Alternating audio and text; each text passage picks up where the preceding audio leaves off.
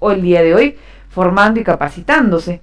Pero también es mi necesidad que ustedes entiendan que hablar de la carpeta fiscal es también tener claros algunos conceptos esenciales y primordiales para desarrollar y entender la carpeta fiscal. En esa línea tenemos como cuestiones previas 3 conceptos trascendentales. Tenemos el proceso penal, el rol del Ministerio Público y la organización del despacho fiscal. Esos 3 conceptos son fundamentales y todo y cada asistente administrativo y en función fiscal debe tener absolutamente claro, y voy a explicar por qué. El proceso penal tiene que ser completamente claro para ustedes porque van a entender que hasta cierto momento existe una carpeta fiscal y después se va a convertir en un expediente judicial. Entonces, ¿cuándo se convierte? Cuando hay carpeta fiscal, cuando la carpeta fiscal se desglosan sus actuados, cuando debe permanecer incólume y cuando es su responsabilidad custodiarla, manejarla, foliarla, ordenarla y resguardarla. El proceso penal, como ustedes lo saben, tiene 3 etapas claramente definidas: la investigación preparatoria, la etapa intermedia y el juicio oral. Esas son las 3 etapas que cada uno de ustedes debe tener claridad en lo que es el proceso penal. Pero la investigación preparatoria, con la modificación de la ley 32.130, ya se normativiza este concepto, que lo teníamos en la dogmática del proceso penal. ¿Por qué? Porque no lo decía la norma, porque simplemente había unos artículos que hablaban de unas diligencias preliminares y después se hablaba de una investigación preparatoria. Pero la dogmática y la jurisprudencia también en su momento reconocía que las diligencias preliminares forman parte de la investigación preparatoria y se decía que era una suerte de subetapa o una etapa previa, por eso eran preliminares.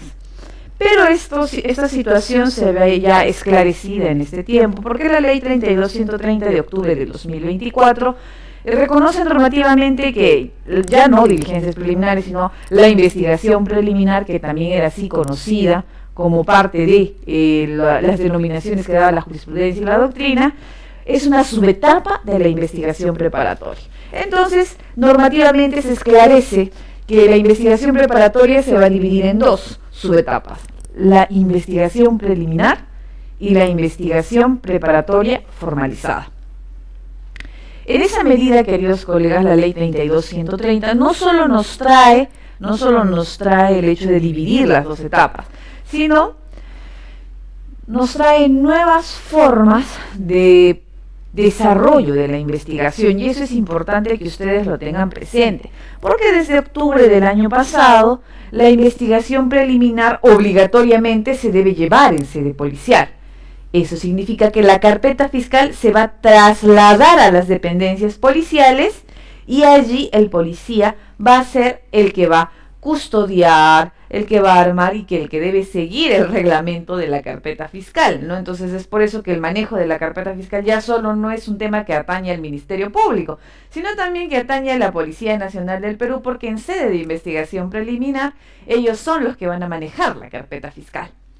En esa medida, queridos colegas, tener claro que durante la investigación preliminar la carpeta se traslada a la policía porque ellos conducen de la forma operativa, como dice la norma, la investigación preliminar, y aquí que va a quedar en fiscalía.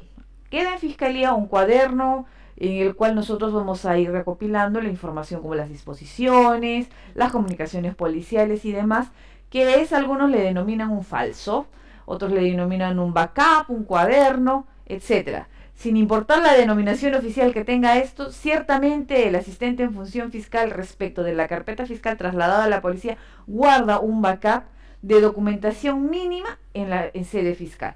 ¿Cuál es esta documentación mínima en investigación preliminar que debe guardar?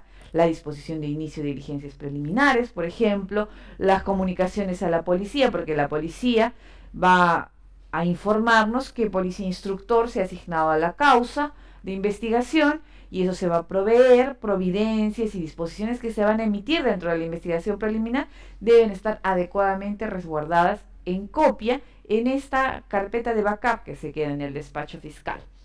Pero en sede policial es allí donde va a estar la carpeta fiscal como estaba antes en el Ministerio Público.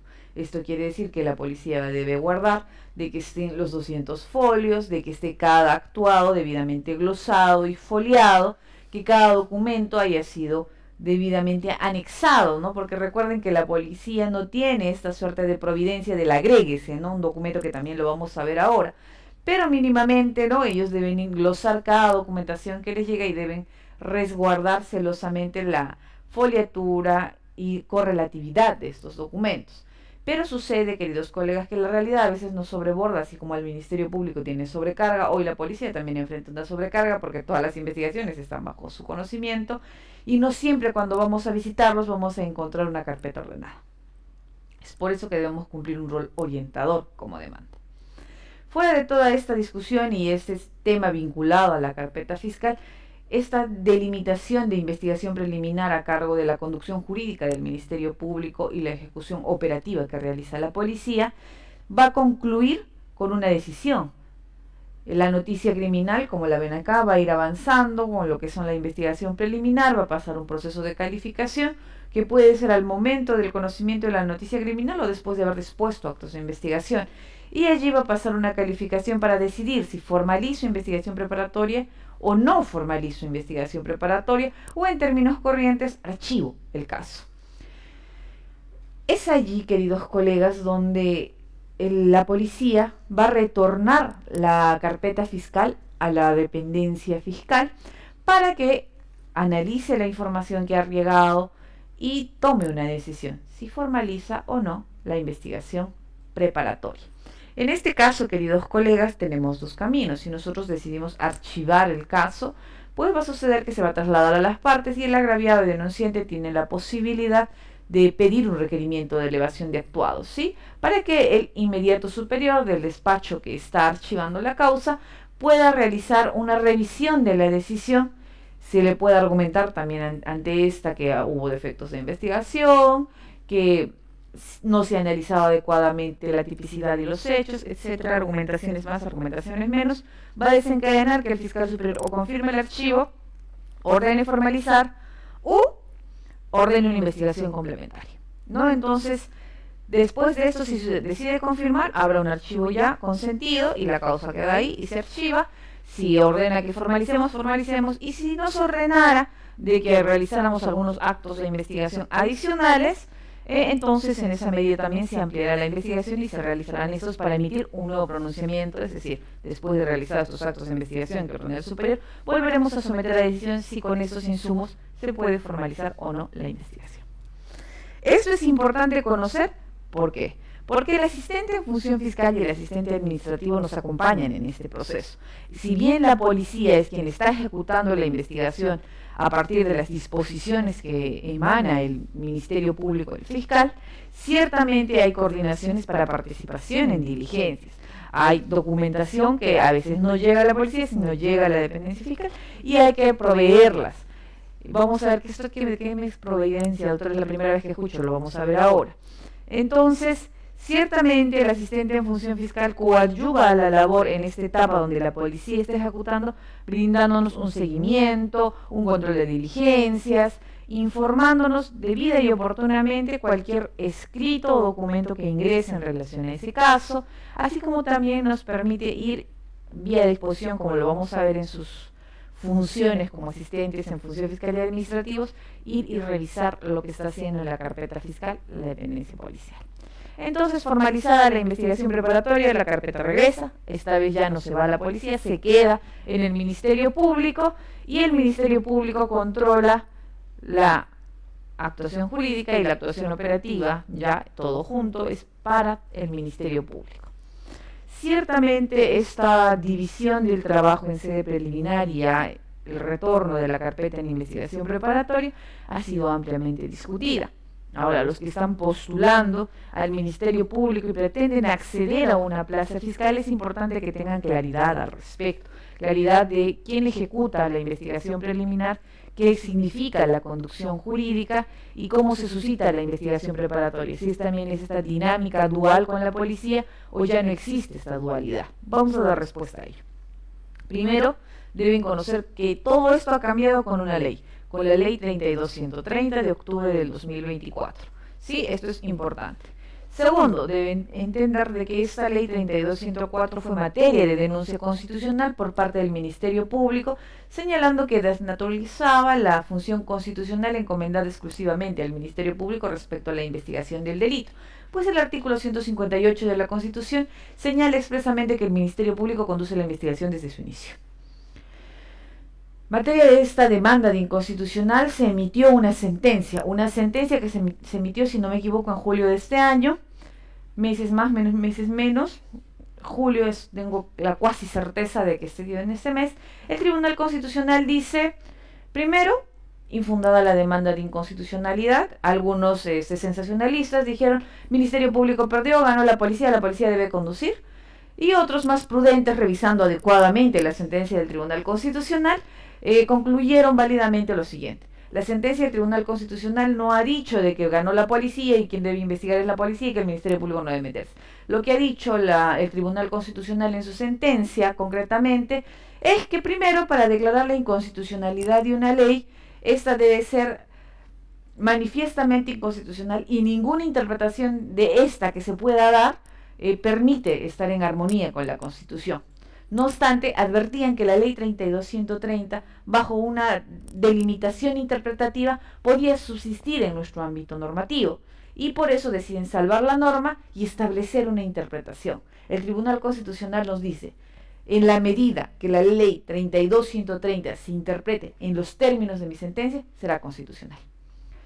Por eso resulta preponderante e importante que todos conozcamos esta sentencia del Tribunal Constitucional. ¿Y qué nos dice en suma? ¿No? Porque todos la tienen que leer y yo les voy a dar solo, digamos, el aspecto sucinto, ¿no? Como decíamos, la esencia.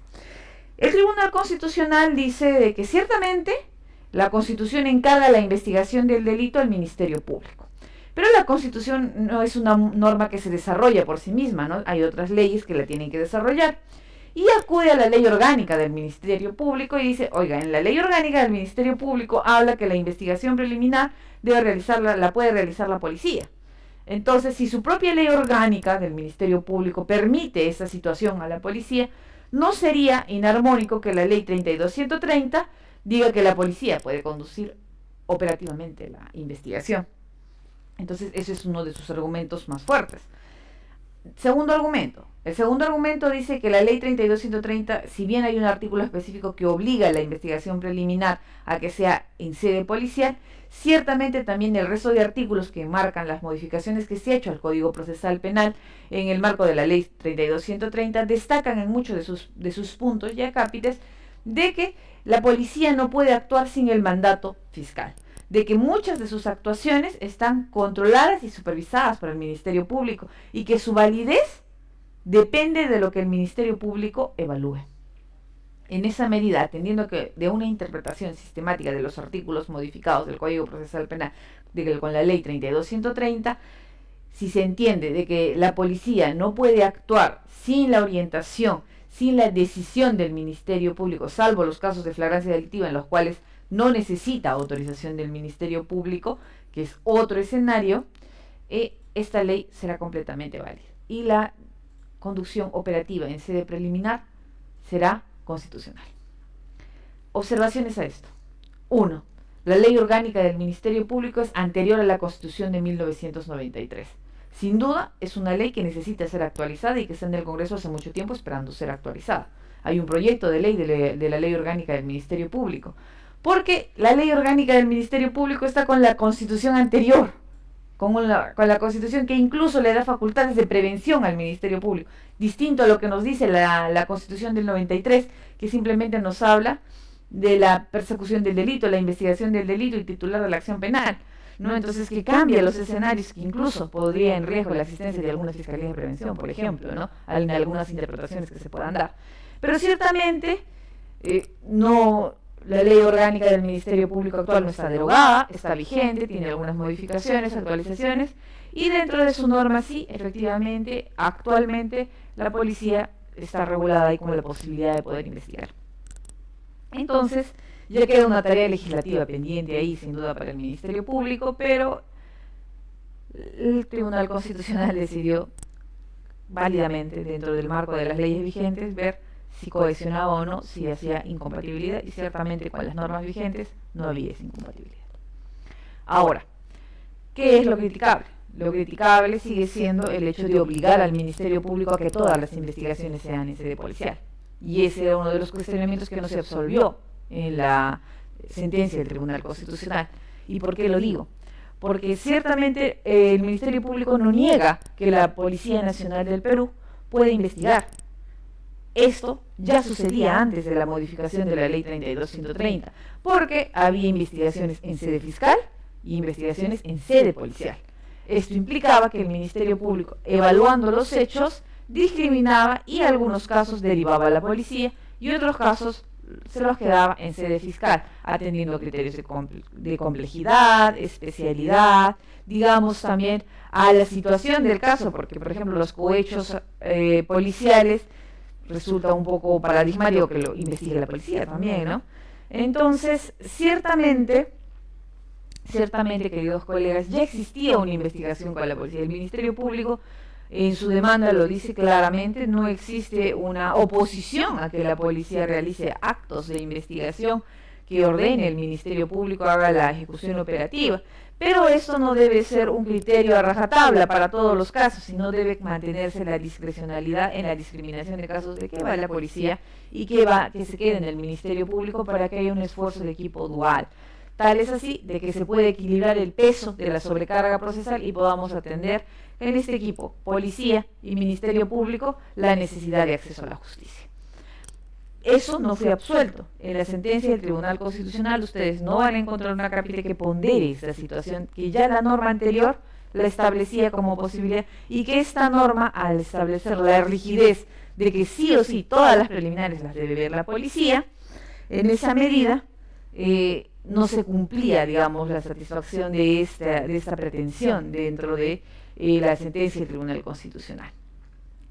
Asimismo, esta sentencia del Tribunal Constitucional deja una invitación, y que es más que una invitación, una combinación, una tarea pendiente para la policía y para el Ministerio Público, que es reglamentar sus protocolos interinstitucionales para que pueda funcionar en el marco de las interpretaciones que ellos han alcanzado. Pero a esto hay una observación. Ciertamente los protocolos interinstitucionales vinculan la función, pero los protocolos interinstitucionales no pueden ir por sobre encima de lo que establece la ley. Es decir, mediante un protocolo interinstitucional yo no voy a poder decir que se mantenga la discriminación para mantener el equilibrio, el sopeso entre Fiscalía y Ministerio Público para poder investigar de manera conjunta el delito, ¿no? Entonces, ahí como que hagan sus protocolos interinstitucionales, pero olvidaron que los protocolos interinstitucionales no tienen una vinculación o fuerza como si lo tiene la ley. Entonces ahora enfrentamos ese escenario. Ustedes tienen que leer esa sentencia del Tribunal Constitucional porque está redefiniendo esta investigación preliminar que ha sido materia incluso de una demanda de inconstitucionalidad. Quien quiere pertenecer al Ministerio Público, asistente administrativo, asistente en función fiscal, tiene que tener este conocimiento mínimo que les acabo de compartir. Ahora, si quieren profundizar en relación a qué normas y demás, vamos a tratar de hacerlo hoy brevemente, pero si no, los invito a revisar un artículo que justo yo realizaba en febrero de este año en relación a esta interpretación sistemática que debemos dar a los artículos de la Ley 32.130, los que modificó el Código Procesal Penal, para entender que en efecto es falso de que la policía pueda actuar sin autorización del Ministerio Público. El Ministerio Público emite una disposición de inicio de diligencias preliminares, en esa contiene los actos de investigación específicos que debe realizar la policía y los ejecuta en esos términos. Si requiere realizar más actos de investigación que por supuesto la policía puede proponer en el marco de la dinámica del conocimiento técnico que también tiene, remite un informe al Ministerio Público, pondera el control jurídico de la conducencia, la utilidad y pertinencia de estos para poder contenerlos en una disposición y autorizar su ejecución. ¿Por qué? Porque siempre hay un control. Entonces, ciertamente, si leemos cada uno de los artículos y armonizamos su interpretación, la policía no puede hacer actos de investigación sin la intervención del Ministerio Público. Pero eso también tiene sus matices, porque ya incluso antes de la modificación de esta ley hay pesquisas, por ejemplo, que la policía puede hacer sin intervención del Ministerio Público. pero esos son casos específicos y sería materia de otra conversación. Por eso tampoco lo entiendan tan a rajatabla lo que acabo de concluir. Entonces, pasamos a la investigación preparatoria y la carpeta fiscal regresa al Ministerio Público y nosotros la manejamos. Aquí es preciso señalar que las investigaciones ustedes tienen que discriminarlas entre simples, complejas, de crimen, y eso les va a determinar a ustedes a poder definir cómo van a estructurar su carpeta fiscal, ¿sí? Eso lo vamos a ver en diapositivas más adelante. ¿Qué más les pido que todos y cada uno de nosotros sepan? Los escalas de sospecha.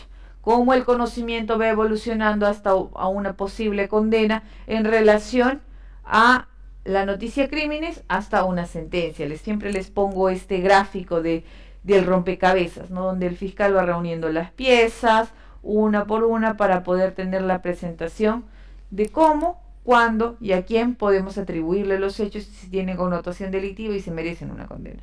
Entonces, esta evolución del conocimiento del hecho, las piezas del rompecabezas son los elementos de convicción que después se constituyen en medios de prueba y que van evolucionando. Y esto no es otra cosa que la escala de sospecha regida por un principio, el principio de progresividad. Esto deben tenerlo claro, porque si no entendemos que el proceso es un camino de sospecha que va incrementándose hasta llegar a la certeza fiscal en acusación y a la certeza judicial en condena, no entendemos de qué van los elementos de convicción, por qué estamos investigando. Nosotros tenemos claro, y cualquier ciudadano de a pie va a decir, la fiscalía investiga para sancionar el delito. Correcto, eso es lo lógico. Pero los que estamos inmersos en el ámbito del derecho, no puede ser esta conclusión tan simple, porque lo que nosotros queremos sí es que se investigue el delito, pero el delito se investiga a través de un proceso, y este proceso se llama la escala del conocimiento antes, ahora escala de sospecha, en el cual se debe percibir de que el proceso inicia con una sospecha inicial simple, que ésta se va alimentando de elementos de convicción y evoluciona a otro nivel, un nivel de sospecha revelador. Si tú ya estás a nivel de sospecha revelador, has pasado este estándar, ya debes formalizar la investigación preparatoria. Y si de los elementos de convicción estás evolucionando y ya tienes un mayor conocimiento del hecho, ya estás listo para pasar a una etapa intermedia. ¿Esto qué significa, doctores? Cuando les digo, ya tienes más elementos, la sospecha está creciendo, ¿qué significa? Un análisis de elementos de convicción, un análisis constante de qué camino está trascendiendo la investigación de este hecho y, en consecuencia, si se encamina hacia una acusación, si se encamina a un sobreseimiento o en fase preliminar, si se camina a una formalización o se encamina a un archivo. Entonces, este camino, escala del conocimiento del hecho, cómo evoluciona, cómo va avanzando a través de los elementos de convicción, se atraviesa a una finalidad del proceso penal, que es la búsqueda de la verdad. Si nosotros no tenemos estos conceptos jurídicos claros, simplemente vamos a seguir señalando que el proceso penal es para investigar y sancionar un delito. Pero los que hoy estamos conectados el día de hoy, viernes, y vamos a saber que como estudiantes de Derecho, participantes del argot procesal penal, ya la trascendencia de la concepción del proceso trasciende solo que acá se sancione y se investigue el delito. No, es un proceso de conocimiento progresivo, se rige por el principio de progresividad, se nutre por los elementos de convicción, y los elementos de convicción nos van avisando si podemos trascender a otras etapas procesales, y que incluso si somos más minuciosos en el análisis, determinado estado del conocimiento de derecho incluso nos puede llevar a pedir medidas de restricción de derechos como la prisión preventiva. ¿Listo? Entonces, eso como mínimo, tener conocimiento básico. ¿Cuál es el rol del Ministerio Público? Ya lo hemos hablado, las atribuciones en la indagación del delito. Ya, eso ya está zanjado como concepto básico para ustedes. Ahora, asistentes en función fiscal y asistentes administrativos. Hoy estamos en un curso para ustedes. La organización del Ministerio Público es básica de conocer. Ustedes no pueden integrar una institución que no conocen su jerarquía. El Ministerio Público se divide en dos grandes mundos, les vamos a decir. Un mundo administrativo, donde están las gerencias generales, potencial humano, todo el aparato administrativo que brinda el sostenimiento de funcionamiento al core de negocio del Ministerio Público, ¿no? Al eje de funcionamiento, al encargo constitucional que desarrollamos y que ejecuta el Ministerio Público a través de sus fiscales. Su core de negocio, su labor misional, ¿quién le ejecuta? Sus fiscales.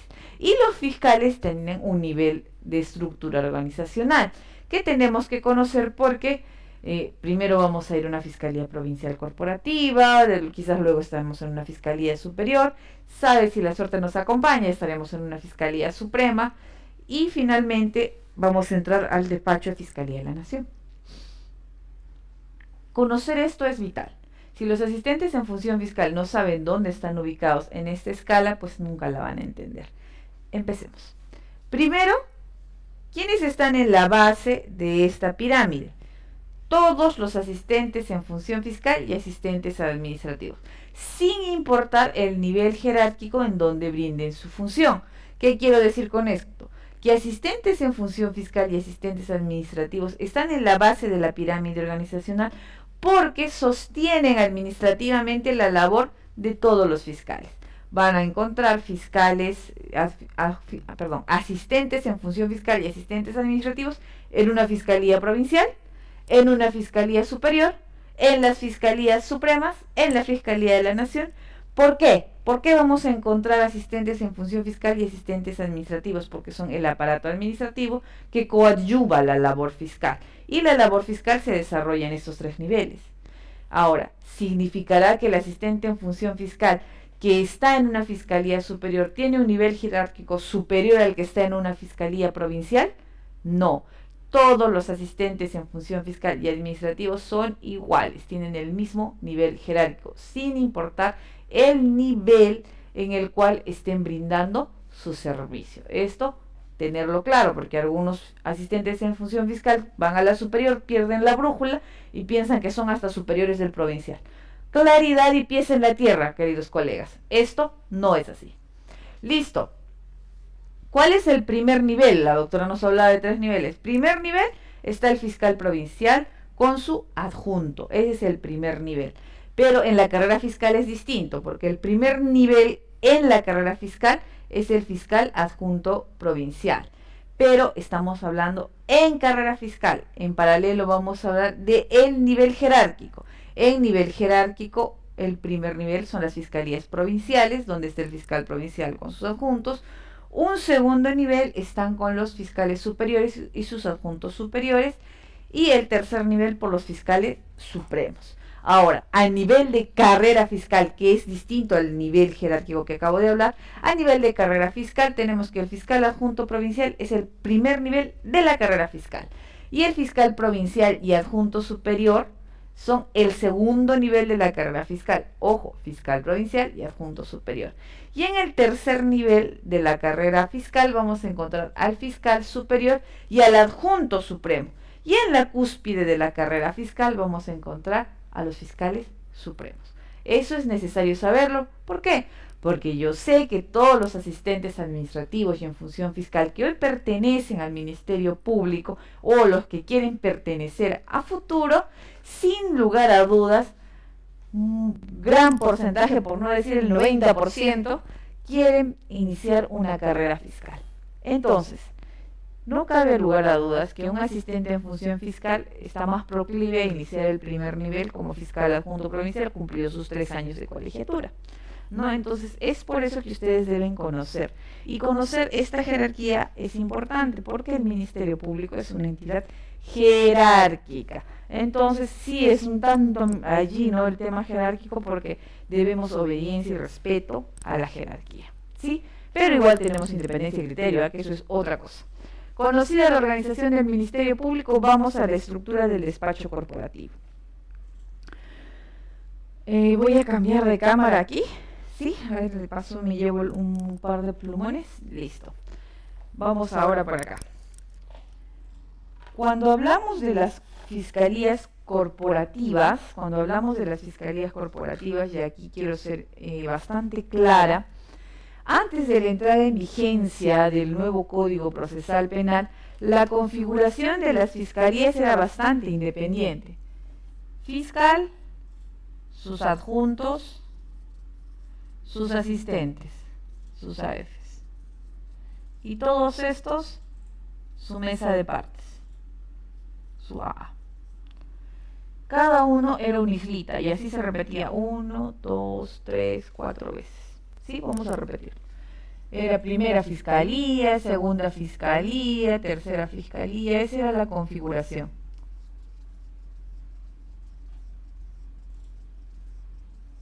Y su AA. Y estos no tenían comunicación entre ellos, ¿no? Cada uno veía sus cosas y tenía unos fiscales superiores y había, digamos, una suerte de islitas. Y acá arriba estaban los fiscales superiores, ¿no? Que veían en segunda instancia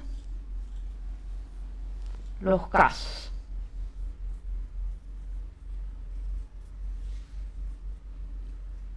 Y teníamos oficinas administrativas no vinculadas a estos despachos, como el área de archivo, el área de notificaciones, había una central de trámites, ¿sí? Esta era la visión y configuración de la Fiscalía. Cuando entra el nuevo Código Procesal Penal, se advierte de que va a haber un cambio en el paradigma. Hubo un cambio, queridos colegas. El Código Procesal Penal se promulga en el 2004. Su entrada en vigencia se dice que va a ser de forma escalonada, va a ser, digamos, un proceso de implementación. Huaura, en 2006, 2 años después de promulgada la norma, es el primer DF y DJ donde se implementa. Y se implementa aún bajo esta figura. 2006. 2007 se dan cuenta que en el año 2007 hay la necesidad de establecer un liderazgo. Un liderazgo en 2 niveles. Un superior coordinador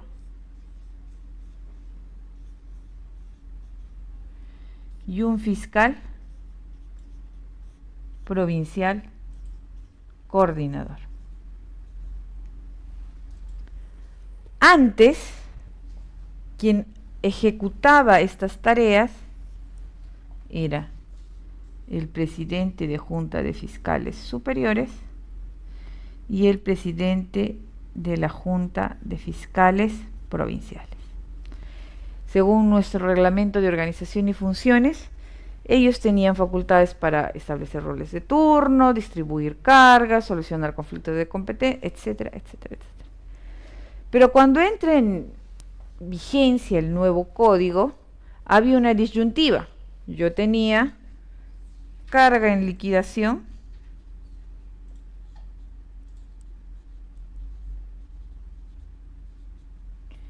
y carga nueva con el nuevo Código Procesal Penal.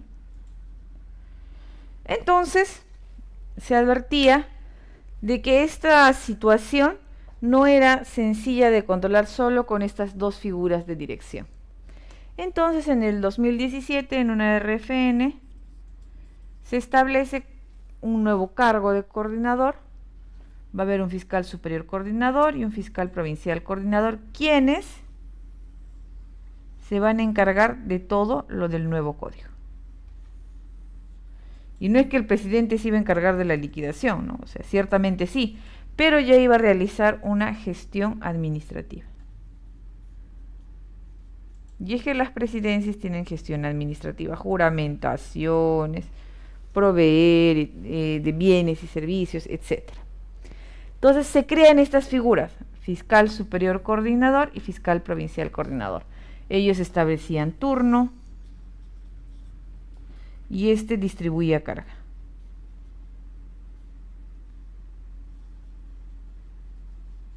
¿Sí? Esta era la forma del diseño. Hasta ahí, corporativo no existía. Esto fue un año después. 2006 fue Huaura. ¿Pero qué pasó después? Mucho tiempo después. 2014 y 2016, aquí con un proyecto internacional, aquí se repite este diseño, se dan cuenta que esta forma de desarrollar la investigación nueva que se nos ha dado, donde tenemos los titulares de la acción penal, tenemos el monopolio de la investigación del delito. Esta forma de islas no funciona. Tenemos que generar un trabajo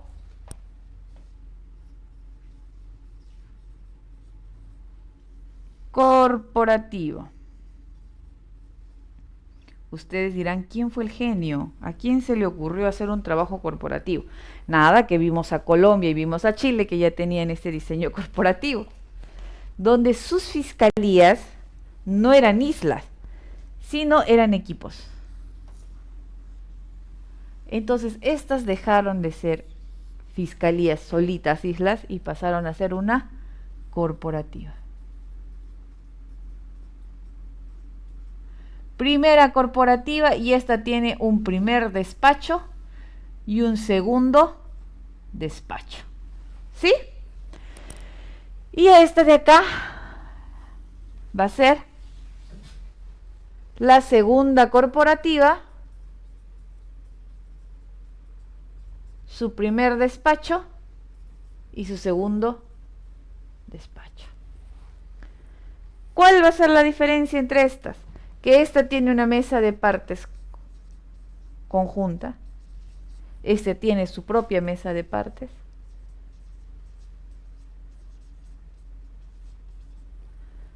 y aquí se dieron cuenta que el fiscal provincial coordinador estaba haciendo un uso abusivo de su poder de distribuir carga. Esto quiere decir de que se asignaba lo menos complejo y lo más complejo se lo daba a los otros colegas. O que no se asignaba mucha carga, o que asignaba la carga a alguien que le tenía demasiada cólera, lo más complejo. Dicen que el poder tiene la tendencia natural a sobrebordarse. Eso pasó aquí. Entonces dijeron, a este señor, chao.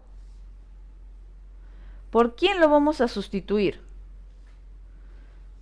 Ya había el SGF, y esto es un sistema automático o aleatorio de asignación de carga. ¿Sí? Dijo, ok, este señor de acá está abusando de su rol y demás. Ya, distribuir carga ya no. Lo va a hacer el SGF, un sistema, una máquina que lo va a hacer de forma aleatoria. ¿Sí? Correcto. Pero el defecto de hacerlo de forma aleatoria, al azar, es que muchas veces no vas a sopesar. Va a haber despachos que van a tener carga más compleja y otros, muchos con más suerte, que no tienen carga muy compleja. Pueden tener la misma cantidad de casos. Este SGF solo tiene un criterio cuantitativo, pero no hace una ponderación cualitativa. Entonces, si bien el sistema, que es mecánico, no tiene una tendencia natural a sobrebordarse, su criterio es bastante cuantitativo. Yo distribuyo a rajatabla, acá todos igualitos. Entonces, queridos colegas, esto de aquí generó el manual del despacho corporativo, que es el que actualmente rige en varios DFs. Este también es un manual de despacho corporativo que trae estas novedades. Mantiene al fiscal superior coordinador para que haga los turnos y todo lo demás, y al fiscal coordinador de provincial le llama fiscal delegado. Él tiene que organizar y demás. Deben notar aquí, queridos colegas, que esta evolución de los despachos mantiene una esencialidad: la necesidad de un líder. Fiscal superior coordinador, fiscal provincial coordinador. Necesitamos un líder. El líder no falló acá, se envició de su poder y está haciendo travesuras. Lo regulamos con la máquina, solo te dejamos relaciones de liderazgo. nada que ver con la carga, eso afecta tu juicio. Y el fiscal superior, los turnos, ya está. ¿Qué pasó? Pasó de que las corporativas aún tenían este problema de que la distribución de carga en el ámbito cualitativo no se daba. No se daba porque ya no existía uno que distribuyera carga y demás y tenían que reunirse entre ellos y decidir. Entonces, en el año 2021, acá lo voy a poner, la pizarra me quedó chiquita, en el año 2021, para cuando va a entrar en vigencia el nuevo código en Lima, después de todas las experiencias desde el 2007, estamos hablando de 14 años después, se advierte de que sí sigue siendo necesario un liderazgo, pero no un liderazgo que vea a todos de forma lineal, sino un liderazgo por corporativa. Entonces, en este diseño corporativo del 2014 y 2016, se genera que ahora van a adoptar a un fiscal superior como su líder. Y a este lo vamos a denominar fiscal superior gestor. Y él tiene tareas. Primero, como fiscal superior, tú vas a conocer todos los casos de tus corporativas provinciales.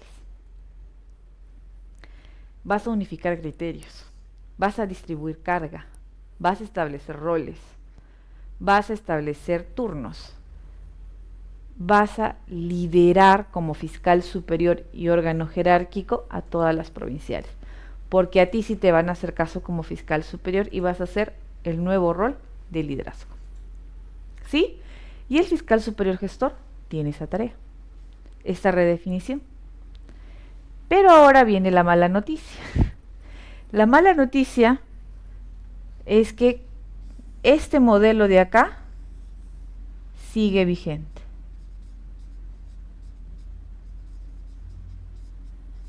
Este modelo de acá también está vigente. Y este modelo de acá también está vigente. Y ustedes dirán, ¿cómo, doctora? Es que no pusieron en algún punto que se derogue porque ya habían cambiado el diseño, había que ser corporativo, había que redefinirlo. Y usted ha dicho que hemos llegado a un nuevo liderazgo. ¿Qué pasa?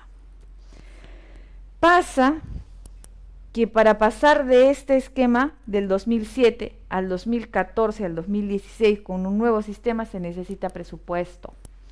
Se necesita articular bien las corporativas y se hacen diseños, modelos de corporativas. Modelo 1, modelo 2, modelo 3, modelo 4. Y bueno, es la historia del Ministerio Público, no siempre tenemos plata, ¿no? No siempre. Es más, ahora no tenemos ni presupuesto. Entonces, no se pudo. Más de 5 DFs siguen con el fiscal superior coordinador y el fiscal provincial coordinador. Si no me equivoco, Moquegua, Tacna, Piura, si no me equivoco. Y sobre todo por la selva, ya los DFs de la selva, todos 2007. Pocos DFs están con el modelo, no del 2014, porque el 2014 se inauguró con proyecto internacional, financiamiento internacional y todo, se creó este modelazo, pero nunca entró en vigencia. Se retomó en 2016 y ahí sí entró en vigencia operativa, ¿no? Y algunos DFs lo adoptaron con el sistema aleatorio, ¿no? Me parece que, si no me equivoco, es Arequipa, algunos DFs grandes. Porque casualmente, queridos colegas, cuando entre en vigencia el nuevo código, en estos 10 años entraron en muchos DFs. Y cuando entraron en estos DFs después del 2016, ya la definición de la estructura de las corporativas aquí establecida ya se exigía en la implementación, es decir, pedíamos el presupuesto para esto, para este modelo. Entonces sí se podía. Para los nuevos sí se podía porque el presupuesto recién se estaba dimensionando, entrando y demás. Pero para estos había que pedir y para estos nunca había plata. Y pasó lo mismo aquí. Cuando entró en Lima en 2021, un diseñazo, fiscal superior gestor, estas son las corporativas, esto es en lo mínimo y demás, solo aplica Lima. Solo aplica Lima, centro, sur, norte, noreste, Callao, Cañete y Huaura. Solo estos DFs están con 2021 con su fiscal superior gestor. Ahora ustedes dirán, doctora, yo he visto en mi DF que la presidencia, junta de fiscales, ya habla de fiscales superiores gestores y no está en la lista que usted está diciendo acá. Se está equivocando. No, queridos colegas. Cuando entre en vigencia los lineamientos 2021 de la gestión del despacho corporativo, dice claramente que para que se implemente en el distrito fiscal, Fiscalía de la Nación debe emitir una resolución que autorice la implementación de este diseño en el DF. ¿Por qué? Porque hay que actualizar ese jefe, porque hay que nutrir de plazas y porque hay un proceso de capacitación de cambio de modelo. Entonces, ¿qué ha pasado? Ha pasado que algunos DFs, como se modificaba, se modificó acá, entonces ahora me rige esta norma. Se modificó acá, entonces ahora me rige esta norma, así como si fueran leyes, ¿no? Olvidando que hay un parrafito chiquito ahí dentro de las partes dispositivas que dice que su implementación será progresiva conforme a la agenda de implementación de la Secretaría Técnica. Entonces, se aplicaban de facto, pero de facto no se puede, porque necesitan resolución de FN. Entonces tenemos actualmente, y sépanlo ustedes, un carnaval de diseños de despacho corporativo a nivel nacional. Desde el año 2007, modelos en Tacna, Puno, si no me equivoco, Arequipa y Lima, con lenguaje de diseño corporativo y organizacional completamente diferente. Pero colegas, hay algunos DFs que, si bien han hecho una aplicación de facto, tienen toda la voluntad de asimilar esta nueva figura del fiscal superior gestor. Sí, no podrían por la ley, porque la RFN es clara que debe ser por resolución de Fiscalía de la Nación, pero adoptar ya el diseño de la visión de liderazgo bajo el fiscal superior es ya un gran paso que se está dando en algunos DFs, ¿sí? Y ahora mis futuros asistentes en función fiscal y administrativos, ¿de qué les sirve todo este conocimiento? Este conocimiento les sirve porque cada uno de estos modelos tiene distintas funciones reguladas para los asistentes en función fiscal y asistentes administrativos. Aquí vamos a exponer las que son comunes en cada una de estas, ¿sí? Eso es importante, porque de acuerdo al distrito fiscal en el que tú te encuentres, aquí se va a regir estrictamente por el reglamento de organización y funciones del Ministerio Público, ¿sí? Aquí por el manual de organización del despacho corporativo y aquí por los lineamientos 2021. Allí ustedes van a ver que hay funciones específicas para cada uno de ustedes. Entonces dirán, doctora, de acuerdo al DF en el que yo estoy, ¿dónde me guío? ¿Dónde está mi normativa que regula mi función? De acuerdo al DF en el que estés, vas a tener que encontrar la norma si estamos en 21, en 2016-14 o en 2007. ¿Sí? Eso es importante porque va a delimitar su marco funcional. Otra ventaja de las corporativas y lo que pueden ver en las diapositivas es que no solo es la organización corporativa del despacho fiscal, sino que se le dan oficinas para su funcionamiento, no oficinas físicas, oficinas para coadyuvar su función. Vamos a la otra pizarra. ¿Y estas oficinas cuáles son? Área de notificaciones, área de evidencias, mesa única de atención al usuario, área de audio-video, archivo, que son dependencias, oficinas que coadyuvan a la función fiscal.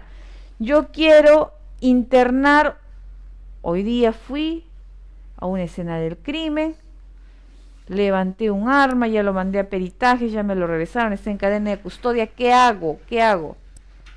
lo voy a internar en el área de evidencias y bienes. ¿Por qué? Porque ya ustedes deben saber, y por favor lo repito, la cadena de custodia de evidencias y bienes no puede estar glosada en la carpeta. Tiene que estar internada en su área de evidencias y bienes. Doctora, mi DF no tiene área de evidencias y bienes. No alcanzó el presupuesto, como usted dice. Perfecto. La custodia, según cada una de las normas, y en eso sí coinciden, la custodia puede tenerla el fiscal o la puede tener el asistente en función fiscal. Entonces, ya el fiscal decidirá, lo voy a tener tú o lo vas a tener tú. No tenemos área de evidencias, tenemos que custodiarlo. Eso significa que no está glosada la carpeta, sino que está bajo custodia de una persona, que esta custodia que asume esta persona debe decantar por un camino: garantizar la intangibilidad de este medio probatorio que está en custodia, que está bajo tu cuidado, para que llegue a juicio y pueda ser una evidencia fiable. ¿Sí? Eso clarísimo. Luego tenemos área de audio y video. Esta área de audio y video es la que se va a encargar de realizar las transcripciones, donde vamos a visualizar las, digamos, cámaras de vigilancia para hacer descripciones, etc. Es un área que nos nutre de aparatos tecnológicos para poder ejecutar la función. Ya no voy a estar yo como fiscal con mis audífonos transcribiendo qué dijeron en esta comunicación. No, ya voy a tener un área que me ayuda con esta labor. Y un archivo donde voy a internar todos mis expedientes que ya están archivados y no los voy a tener a mi lado esperando que alguien se los lleve por suerte. Se suman otras dependencias que van a coadyuvar la función: el área de transportes, que tiene su asistente administrativo ahí, el área de medicina legal y ciencias forenses, también tenemos la oficina de peritajes y una unidad que en realidad es importante, que es la de asistencia a víctimas y testigos. Esto es parte de un plan de visión un poco más completa en relación a que, si bien nosotros investigamos los hechos presuntamente delictivos, en los hechos delictivos el único foco no es el imputado. También tenemos víctimas y testigos que pueden necesitar medidas de protección, medidas de asistencia social, etcétera. Y esta unidad se va a encargar de brindarnos informes que puedan orientar las prerrogativas que la norma nos autoriza. ¿Sí? Entonces, ¿por qué? Porque el Ministerio Público, de considerarlo pertinente, útil para el caso y acreditado, puede ser de que demos medidas de protección a un testigo, porque por brindar su testimonio puede estar poniendo en riesgo su vida o la de su familia, ¿no? Entonces no podemos ser ajenos a esa realidad, porque tenemos que brindarles un servicio de protección. Entonces, para eso se crean estas unidades que apoyan estas decisiones que la norma nos autoriza. Ahora, vamos a añadirle un plus. ¿Por qué es útil esto para ustedes? Cada una de estas áreas, así como las fiscalías que tienen asistentes en función fiscal y asistentes administrativos, también tiene profesionales, analistas, especialistas y también asistentes administrativos. ¿Sí? ¿Y esto por qué es importante? Porque a veces pensamos que toda convocatoria de asistente administrativo está vinculada a la función fiscal, a un despacho fiscal. Y esto no es así. Cuando entren ustedes a una convocatoria del Ministerio Público, deben fijarse en las bases y en la convocatoria a qué unidad orgánica, a qué dependencia está convocándose el cargo de asistente administrativo. ¿Por qué? Porque muchas veces, y me ha pasado, que en el área de notificaciones se encuentra un asistente administrativo y me dice: doctora, yo pensé que iba a estar en un despacho fiscal. ¿Pero que no viste que en la convocatoria decía para el área de notificaciones? No me di cuenta. Ok. Nota importante para todos los que postulan. Revisa la unidad o dependencia para la cual se está convocando, sobre todo los asistentes administrativos, porque ellos sí están en distintas oficinas y piden diferentes requisitos, ¿sí? Porque para un AF, el asistente en función fiscal, ese sí está necesaria y obligatoriamente vinculado a la función fiscal. Ese sí o sí es para despacho. Pero el asistente administrativo puede ser para despacho, puede ser para mesa de partes, puede ser para notificaciones, dependiendo de la convocatoria. Así que para eso les sirve conocer a ustedes que existen estas dependencias u oficinas administrativas. Listo. Funciones del asistente en función fiscal y administrativo. Las saco del MOF, pero son bastante coincidentes. No he traído todas las del MOF, sin duda, pero las que coinciden con los otros modelos del 2016, del 2021 y del 2007. Ojo que la RFN del 2007 solo regula las funciones del fiscal superior y el provincial coordinador. Las funciones de los asistentes las se remite al ROF, ¿sí? Eso es, ténganlo claro. Entonces, ¿cuáles tenemos aquí? Elaborar los proyectos de providencias, disposiciones, requerimientos y oficios por orden del fiscal. Nota importante aquí. ¿Qué dice? Proyecto. No dice resultado final ni nada, dice proyecto. ¿Qué más dice acá? Y lo he resaltado en rojo. Es por orden del fiscal. ¿Y el fiscal qué debe hacer? Instruir sobre sus lineamientos y fundamentos. Siendo el responsable, solo eres responsable de una cosa, asistente en función fiscal: la correlatividad. Que cada disposición y providencia guarde estricta correlatividad secuencial. 1, 2, 3, 4, 5. Por eso, queridos colegas, y a veces se asustan cuando yo digo, pero ¿por qué me ponen sin número?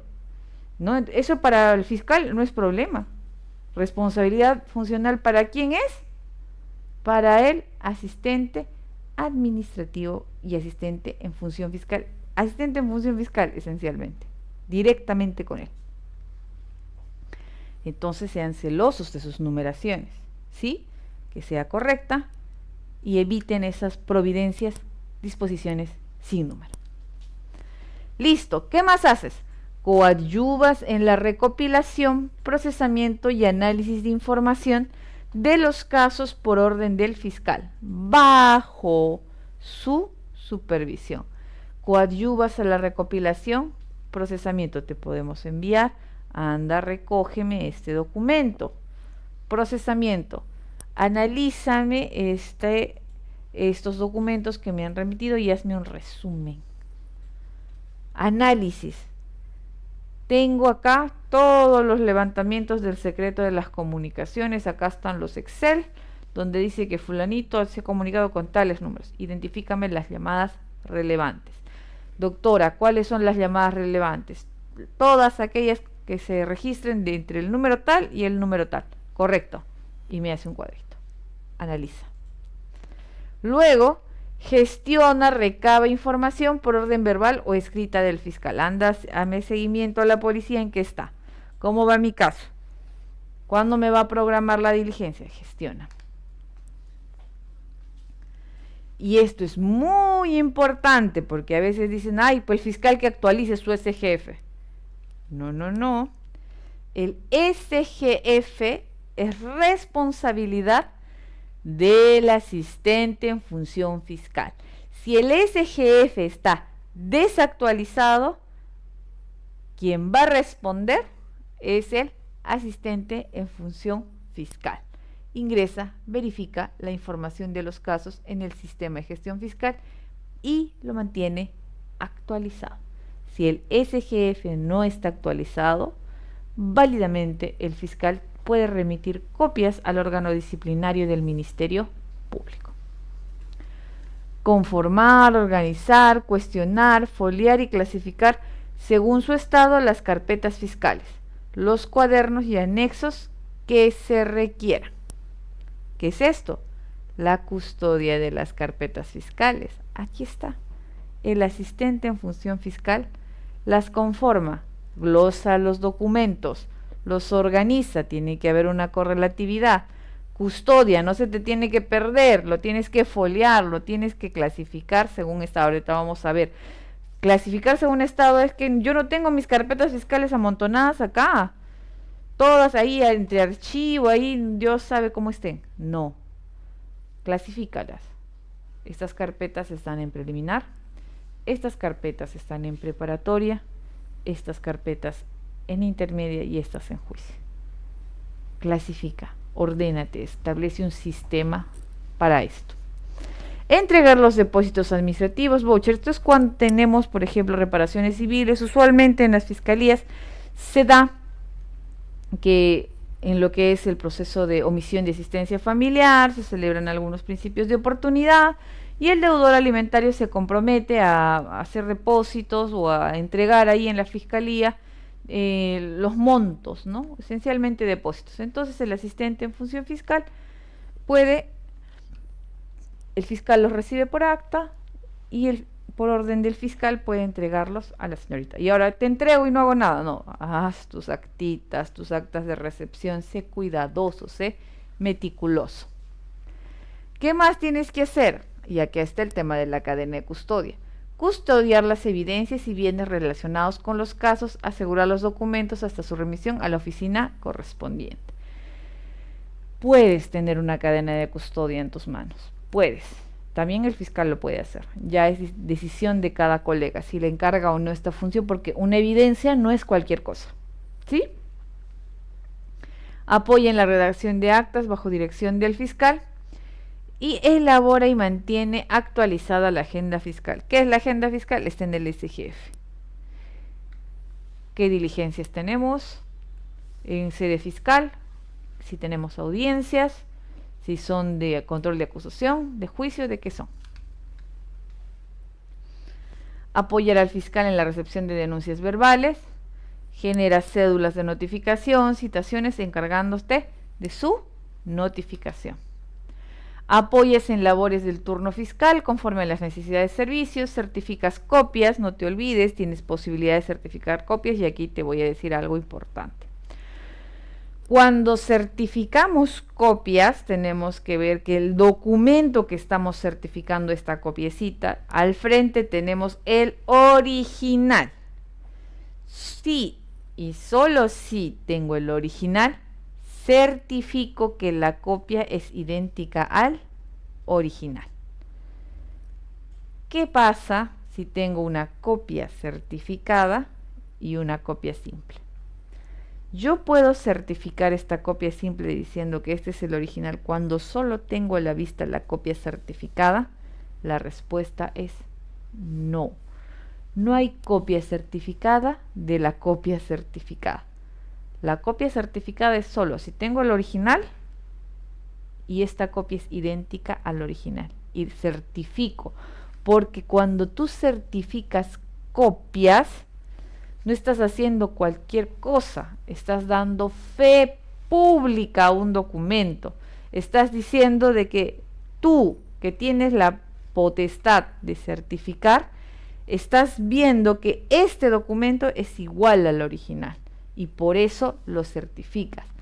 Cuidado con eso, porque si ustedes no tuvieron a la vista el original y me certificaron una copia, están no solo infringiendo la función administrativa, están cometiendo un delito de fe pública. Eso a veces no lo tienen claro y alguien les dice, no, certifica nada más. Si es una certificación sencilla, no pasa nada. Sí pasa mucho, porque si estás certificando una copia certificada, tú no estás teniendo a la vista el original, entonces no deberías proceder a certificar. Entonces, doctora, ¿qué hago? El doctor dice que certifique esto, pues te niegas. No, si no está el original, doctor, yo no puedo certificar. Pero pone un sello, entonces le voy a poner copia simple. ¿Por qué es una copia simple? Porque la copia certificada no da fe pública para certificar otro. Simplemente vale para sí misma y ahí está su límite, ¿sí? Ténganlo presente, no cometan ese error. Ya he visto muchos asistentes en función fiscal procesados por esto. Otras actividades que le encomiende el fiscal. Cuidado aquí.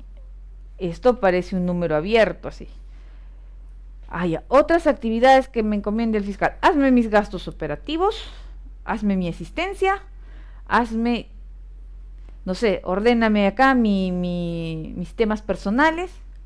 Eso acá entrará. Yo soy el sirviente del fiscal.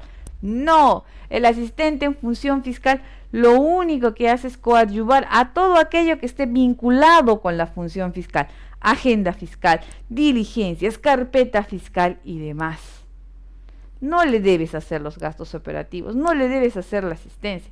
¿Por qué? Porque esa es una función estrictamente personal del fiscal. No entra en el ámbito funcional de las tareas del asistente en función fiscal. Entonces, ¿cuáles son estas otras actividades que le encomienda el fiscal? Las directamente vinculadas con las que hemos señalado arriba. Si está vinculado a esto, adelante, lo puedes hacer. Si no, habría unos excesos que también tenemos que advertir. Línea de autoridad importante. El asistente en función fiscal depende directamente del fiscal al cual está asignado. Debe cumplir con las disposiciones impartidas, qué importante, relacionadas con la función. Ahora vamos al asistente administrativo. Este sí no me proyecta providencias ni requerimientos, no está dentro de sus funciones, pero ahorita vamos a hablar de eso. Recibir, registrar en el sistema informático SGF el ingreso de escritos, oficios y otros documentos, porque el asistente administrativo en el despacho es el asistente administrativo de mesa de partes. Es el que recibe los documentos, es el que trabaja con el fiscal provincial la gestión administrativa del despacho. Recibe, clasifica y registra en el día los documentos ingresados al despacho fiscal. ¿Dando cuenta a quién? ¿A los fiscales? No, al fiscal provincial. Este asistente administrativo le da cuenta al fiscal provincial de todo lo que ha llegado para que éste revise el despacho y lo reparta. Sí, ahí se agota su tarea. Atiende al usuario facilitando las carpetas fiscales para su lectura y expedición de copias dispuestas por el fiscal. Digitaliza, imprime, fotocopia, así como también tienes función de certificación, así que el mismo consejo de la fe pública, no te olvides. Los actuados, las carpetas fiscales, sus anexos según disponga. Apoyar en la conformación, foliación y organización de la carpeta fiscal, cuadernos, puede apoyar a esta función. Custodia, mantiene y clasifica los archivos y documentación del despacho fiscal. Apoya en labores del turno, realiza trámite documentario, notificaciones que el fiscal disponga y otras actividades que disponga el fiscal. ¿Por qué? ¿Por qué solo hace copias, solo oficios, solo registra, solo da cuenta? ¿Por qué no proyecta como el asistente en función fiscal? Acá es muy importante no solo una distinción de remuneración, sino una distinción de responsabilidad. El asistente en función fiscal, para acceder a este puesto, necesita un grado. ¿Qué grado? Grado de bachiller. Y el grado de bachiller solo se obtiene cuando has acabado toda la carrera. Y además tienes un año de experiencia en el sector público que garantiza que tu función tiene un peso de conocimiento, porque ya egresaste, y un peso de experiencia.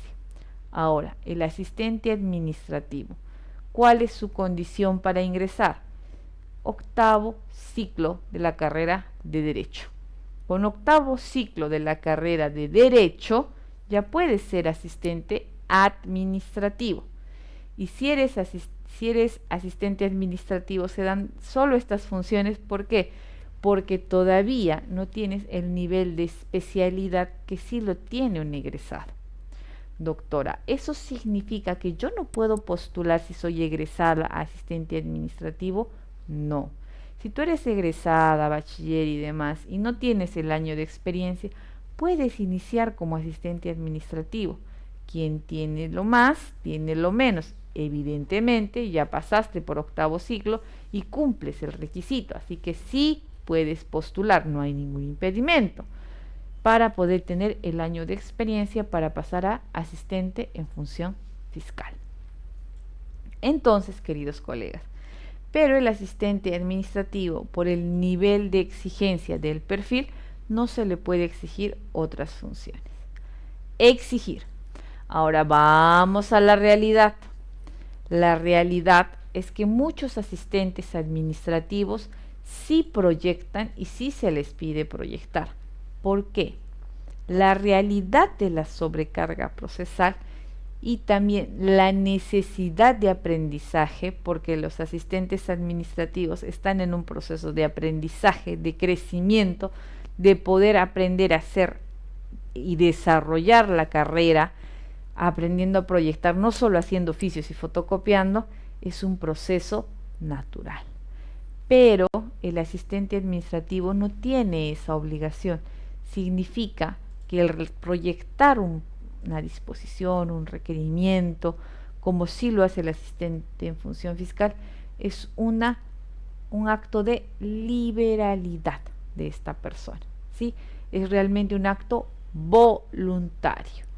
Yo no le puedo a esta persona exigir que proyecte, que haga requerimientos, que haga providencias, y que si no las haces estás incumpliendo función. ¿Por qué? Porque no es su función. Es un acto voluntario, una liberalidad que está brindando al Ministerio Público. Ahora usted dirá, entonces yo cuando entre no voy a proyectar nada. Sí, no puedes, no debes. Pero si no lo haces, querido colega, te vas a perder de un proceso de aprendizaje importante para dar el saltito cuando cumplas el presupuesto de asistente administrativo a asistente en función fiscal.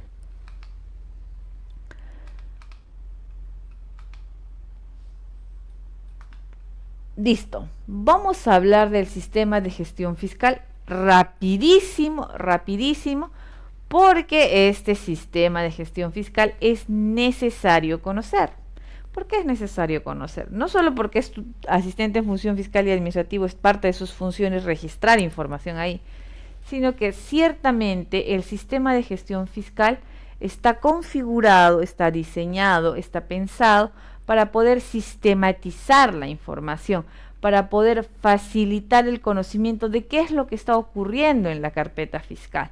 Entonces, mi carpeta fiscal tengo 20 tomos, tengo un montón de información, pero en mi SGF tengo que hay 7 disposiciones, allá en la última que se ha emitido, aquí tengo que ha llegado tales oficios, entonces esto está proveído, esto ha salido de la notificación.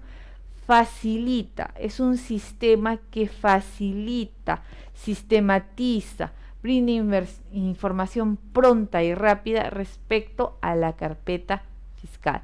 Es por eso necesario que cada asistente en función fiscal y asistente administrativo conozca de su funcionamiento. Vamos a dejar a los colegas que están en el marco de este diplomado unos videos respecto al sistema de gestión fiscal. Lo voy a compartir con el instituto para que puedan ver de qué es, cómo funciona, qué se hace, qué se aprieta, qué es este sistema de gestión fiscal. Así cuando se les pregunte en las entrevistas si saben manejar el sistema de gestión fiscal, ustedes puedan decir con holgura, sí, no lo he tocado, pero sí he visto cómo funciona. Listo. Esa es esta parte. Esta es la ventanita que les aparece y estos son, por ejemplo, los reportes que salen de los casos. Ahora vamos a hablar, voy a borrar la pizarra porque lo voy a utilizar. Mientras tanto, espero escuchar sus preguntitas. Ya vamos a casi entrar a la fase final antes de las preguntitas, así que dejen ustedes allí en la cajita de comentarios las preguntas que tengan en relación al tema. También puede ser en relación a alguna duda, que a veces están asistentes en función fiscal o administrativos también repasando el día de hoy conmigo, y puedan dejar sus preguntitas aquí y con todo gusto nos vamos a dar el tiempo para responderles.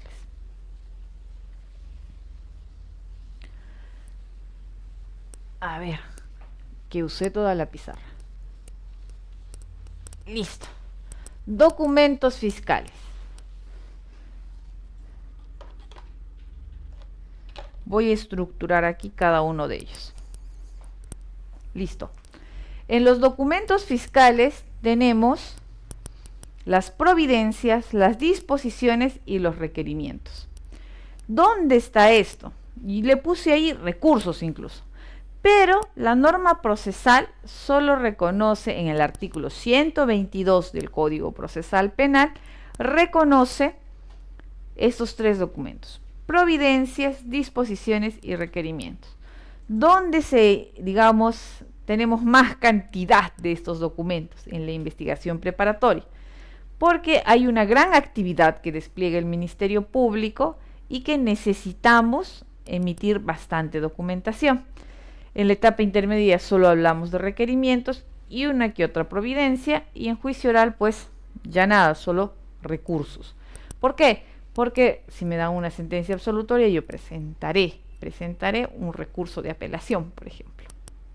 Ahora, doctora, recurso yo no he visto en el 122. No hay pues recurso en el 122. Está entendido dentro del requerimiento, ¿sí? ¿Cuál es la normativa? El 122, y vamos a hablar de las disposiciones. Tres documentos les he hablado.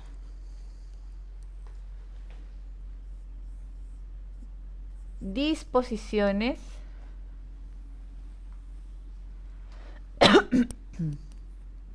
providencias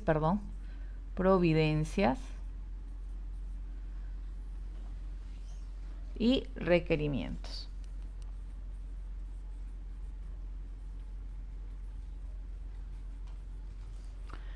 Las disposiciones y requerimientos tienen un requisito común.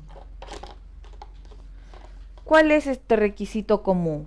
Este requisito común,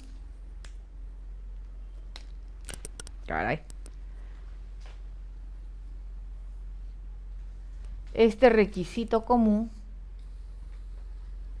es que deben estar motivadas.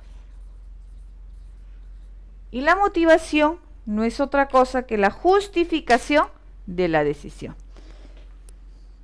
Y esto nos va a brindar un nuevo alcance. Las disposiciones contienen una decisión. Una decisión motivada. ¿Qué tipos de disposiciones tengo? Inicio de diligencias preliminares o investigación preliminar, formalización de investigación preparatoria, una disposición de actos de investigación,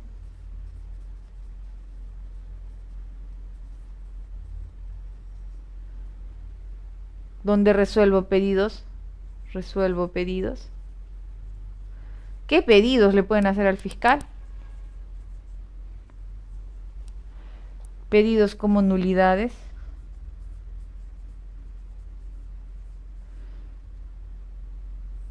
pedidos como actos de investigación,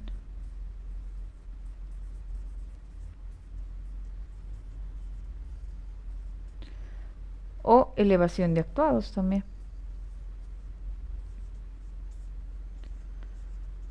Si se dan cuenta, todo esto implica una decisión. Y toda decisión debe ser explicada, porque necesitamos justificar el por qué. ¿Sí? Eso es muy importante. La diferencia con la providencia es que esta no requiere motivación.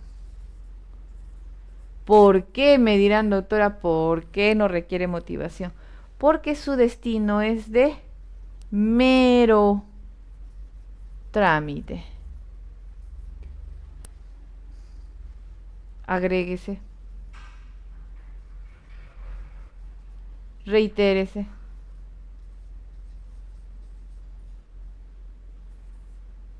reprogramar,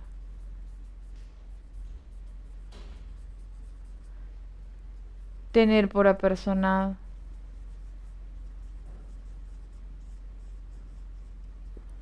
son actos que no requieren que no son decisión. Simplemente son trámites administrativos. ¿Qué quiere decir, queridos colegas? Quiere decir que por una providencia yo no puedo ordenar actos de investigación. Reprogramarlos sí, porque ya están en una disposición. Pero ordenar a través de ellos actos de investigación, eso sí que no. Aquí hay una RDFN del año 2023, que se las voy a compartir a los chicos que están en el diplomado, a través del instituto, donde se ha delimitado qué puede ser, qué puedes hacer a través de una providencia. ¿Por qué? Porque se le ha facultado a los adjuntos a firmar providencias. Y como se les ha autorizado a firmar providencias, se ha delimitado más qué puedes hacer. ¿Quién firma la disposición? El provincial. ¿Quién firma el requerimiento? El provincial. Ahora, ¿cuál es la diferencia con los requerimientos?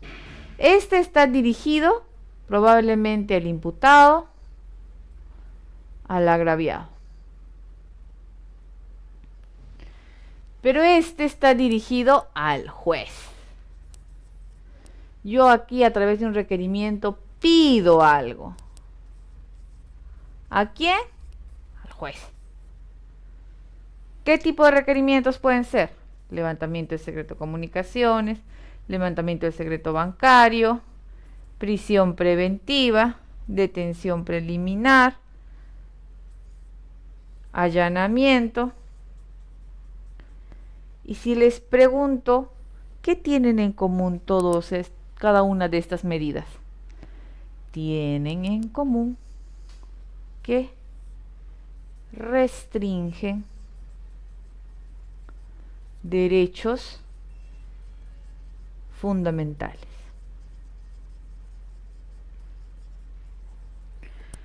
Entonces el juez, que ustedes saben que el juez de investigación preparatoria es que el juez de garantías, que está allí presente en el proceso, en la fase de investigación, como alguien que puede ser convocado, llamado, al cual se puede acudir para pedir algún derecho. Entonces, el Ministerio Público, como parte de su labor investigativa, como parte del encargo de reunir los elementos de cargo y de descargo, tiene un amplio catálogo de actos de investigación. Pero hay actos de investigación que lesionan derechos fundamentales, que hay una necesidad de restringirlos. Y el Ministerio Público no puede deliberadamente y sin permiso de nadie restringirlos. ¿Por qué? Porque son derechos que la Constitución reconoce como fundamentales, que no deben ser vulnerados, violados. Pero el proceso penal dice, esto no es una regla absoluta, porque sí puedo restringirlos o limitarlos con fines de la investigación del delito. Pero esto solo lo decidirá el juez, porque el Ministerio Público tiene un interés de elementos de reunir, ¿no?, los elementos de cargo y de descargo. Entonces, un tercero fuera de este interés, va a resolver si realmente este pedido de restringir derechos fundamentales es proporcional, hay suficiencia de elementos de convicción para entregarte, porque la lesión de un derecho fundamental, su restricción, no es cualquier cosa. Debe haber una causa suficiente para que se merite siquiera que podemos entrar a restringir estos derechos. Entonces, queridos colegas, tenemos disposiciones, requerimientos que quieren especial motivación y las providencias, que son circunstancias de mero trámite. No me estén proyectando providencias fuera de lo permitido, por favor. Aprovechando que por providencia se programan actos de investigación, hasta he visto tantas cosas que hacen por providencias que les remito y les digo siempre: revisen su red de FN para que puedan ustedes saber exactamente qué se puede y qué no. Ahora, hay otro documentito que no está en el código, que no está en la instrucción general, pero que sí es un documento que acompaña la función de los asistentes en función fiscal y administrativos. Y no es otra cosa que la razón. ¿Qué es la razón? Como pueden ver en la diapositiva, es un instrumento administrativo que se emite ¿por quiénes? Por los asistentes en función fiscal y asistentes administrativos. El asistente en función fiscal y el asistente administrativo se comunica con el fiscal, ¿sí? Se comunica con el fiscal y le dice: he notificado, he contado los folios, la carpeta está digitalizada, no está digitalizada, he llamado al investigado para notificarle esto. Entonces realiza una función. Y a veces esa comunicación necesita ser formalizada en la carpeta. He notificado para el testigo y no viene. Ok, hazme una razón. ¿Cuál es el procedimiento que has seguido?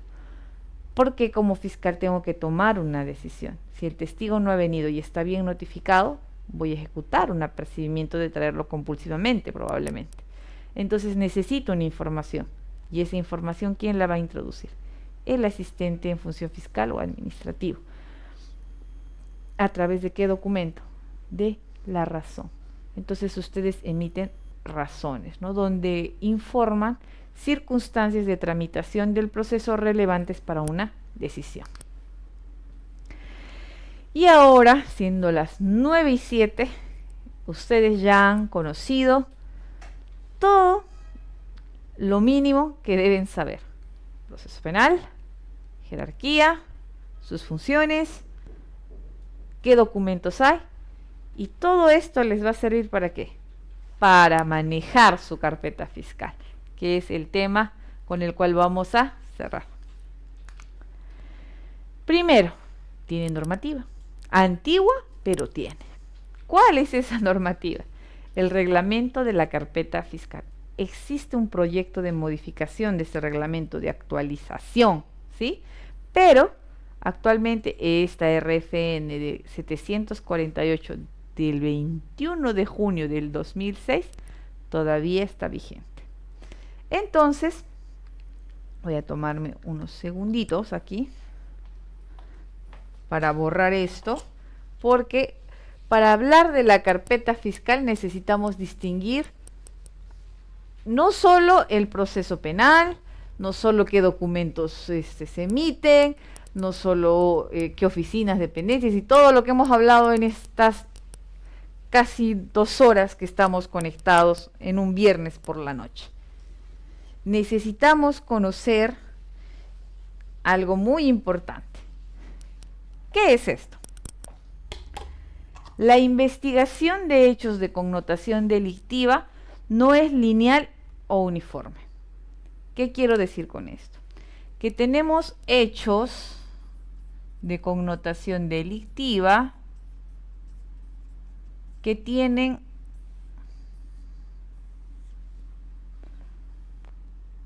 digamos complejidad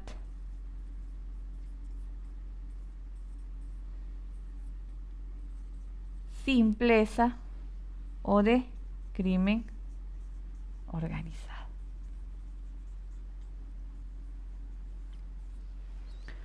La investigación del delito no es de un solo tipo. Tiene estos 3 tipos: complejos, simples y de crimen organizado. Tal es esta diferencia que los plazos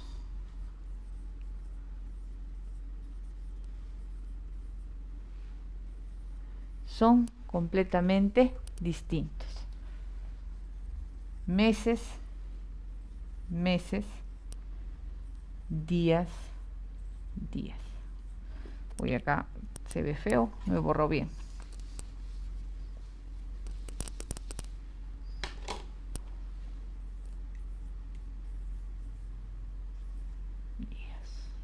Listo. No es lo mismo investigar un homicidio que un hurto simple. No es lo mismo investigar unas agresiones, lesiones, como un delito de crimen cometido en organización criminal. La jurisprudencia, a través de la casación 528 nacional del caso de Keiko Fujimori del Partido de Fuerza Popular, inicia señalando de que esta investigación preliminar, que tiene una naturaleza urgente, inaplazable, de reunir los elementos de convicción, no es un acto necesariamente urgente, rápido, de naturaleza homogénea para todos los casos. Nos dice que debe estar entendido con la naturaleza del delito. No es lo mismo investigar una usurpación que un acto de colusión donde hay concertación con las empresas. Para que una investigación sea compleja, yo requiero algunas cosas. Una pluralidad. ¿De qué? Imputados, hechos, delitos y actos de investigación complejos. Para tener crimen, yo requiero que esté vinculado o se esté procesando a una OC. Y aquí, más bien, rige por norma que cualquier investigación tiene un plazo de 60 días, ampliables por otros 60, llegando hasta los 120 días. ¿Esto qué implica para el manejo de la carpeta fiscal? Una carpeta fiscal de cada uno de estos es completamente diferente. Porque aquí probablemente solo tengo una carpeta fiscal principal y una auxiliar. Pero en estos complejos yo ya no solo voy a tener mi principal y mi auxiliar, voy a tener anexos y cuadernos. Y aquí mucho más, porque ya no solo van a ser anexos y cuadernos, pueden ser cuadernos reservados, anexos, carpeta fiscal principal, carpeta fiscal auxiliar. ¿Por qué? Porque los actos de investigación van a cambiar de acuerdo a cada caso, y eso va a aparejar una necesidad de recopilación de información diferente. Los cuadernos tienen vocación de crecer. Los anexos son estáticos. Yo pongo anexo una información que no va a variar. Yo pongo como cuaderno una información que va a ir creciendo. Cuaderno de levantamiento del secreto del bancario. Anexo informe de la auditoría de control. La auditoría es una sola, ya tiene sus apéndices, todo va a permanecer. Cuaderno de levantamiento del secreto bancario. Cada vez que me remita información las empresas de telefonía o en bancario, las empresas del sistema financiero, va a ir creciendo. Entonces, queridos colegas, la carpeta fiscal va a variar de acuerdo al tipo de investigación que yo tenga. Entonces, es por eso que esta normativa del reglamento solo nos sirve para definiciones conceptuales, no para identificar esto. ¿Sí? Porque también es bastante antigüita, ustedes tienen que entender que es del año 2006, ¿no? Entonces, queridos colegas, del año 2006 al 2025 ya estamos a punto de que tenga 20 años, ¿no? Sin duda su modificación ya es urgente. Herramienta de apoyo para que el fiscal se fortalezca en la idea de que no todo lo que se incorpore a los actuados será llevado a juicio, sino únicamente aquello que cumpla con los fines. Recuerden que la carpeta fiscal los va a acompañar hasta la etapa intermedia. Con el auto de enjuiciamiento se va a ordenar que de la carpeta fiscal se desglose toda la información que se va a llevar a juicio y se arme un expediente judicial. Tiene principios: orden, funcionalidad y utilidad. ¿Qué contiene? En este caso, esto dice el reglamento, pero contiene mucho más. Denuncias, informes, documentos, dictámenes, actas, disposiciones, providencias y demás. ¿Qué contiene el auxiliar? Eso no se olviden. La principal está toda la investigación. Y en la auxiliar está toda la dinámica administrativa, están mis cédulas de notificación, constancias de lectura, constancias de toma fotográfica, van a estar resúmenes, notificaciones, ¿no? Otras circunstancias administrativas. ¿Qué debemos considerar a nivel administrativo? Debemos considerar que la carpeta fiscal no excederá los 200 folios, ¿no? Tiene que tener sus 200 folios sí o sí. Deberá permanecer completa y sin mutilaciones, guardando el principio de unidad. En caso de destrucción, no se preocupen, a veces lo ponen a foliar y agarra la máquina, se la come, se rompe el papel. Podemos ordenar su reconstitución, se puede, ¿sí? Se puede reconstruir una carpeta. Y además que también pueden solicitar los sujetos, bueno, esto acá te lo dice el reglamento de la carpeta fiscal, pero ya resulta inoficioso, pero bueno, pueden solicitar copias simples de la carpeta fiscal. Ahora, la carpeta fiscal electrónica. ¿Es lo mismo que el sistema de gestión fiscal o la bandeja fiscal quienes están en Lima? No.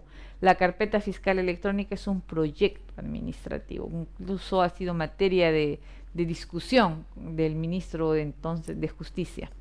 Ese tiempo era premier, me parece. Bueno, justamente hay un proyecto en el cual se pretende pasar a la carpeta fiscal electrónica, dejar los expedientes, los papeles, los zácaros y todo lo demás, y pasar a un sistema virtualizado, donde ya la carpeta esté en un soporte digital y podamos trabajar de forma más funcional, organizacional y confidencial también, porque hay que asegurar esta información porque va a subir a la nube. Entonces, si les preguntan, ¿la carpeta fiscal es lo mismo que el sistema de gestión fiscal y la bandeja o la bandeja fiscal? La respuesta es no, porque el sistema de gestión fiscal y la bandeja son sistemas de apoyo para la gestión de la información de la carpeta, pero no son la carpeta fiscal. Y yo sé que he dejado muy pocos minutos para las preguntas, pero voy a dar, si es necesario, vamos a quedarnos un poquito más para que podamos atender todas las dudas o consultas que tengan en relación al tema. Con esto yo he concluido y quedo a merced de ustedes para las preguntas que consideren pertinentes. Gracias. A ver, el colega que está modulando esto, que me traslade las preguntas.